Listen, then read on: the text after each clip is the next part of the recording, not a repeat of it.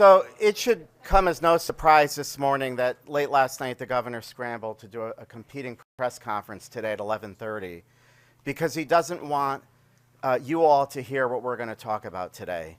And that is the culture of corruption in the state of Connecticut and the fact that we have an administration that classifies this activity as small ball and continues to ignore the waste and abuse of taxpayer money. What should not be lost is that our committees have subpoena power. You know, they have the ability to dive in a little bit deeper with these agencies.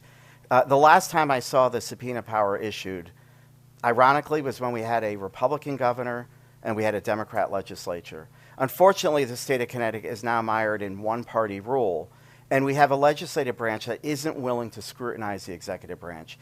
So all these chairs that have the ability to issue subpoenas to get to the bottom of some of these things aren't willing to do it. And it's come to my reality that we don't have a robust two-party system in the state of Connecticut right now. We have a Democrat Party that is ruling every branch of government, and they are doing everything in their power to cover things up, to the point where the governor calls a press conference to try to distract the press away to hear the minority voice in this building. Critical of the timing. You know, it's of no surprise that that was scheduled at 7:30 p.m. last night, well after ours had already been scheduled. And traditionally in this building, we don't have competing press conferences between House, Senate leadership, and the governor's office.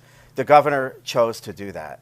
But I'll say what he continues to do is pointing to all these potential cuts in government, and no one has asked the question of, Governor, what are you going to do about the $500 million of overspending in this current year's budget?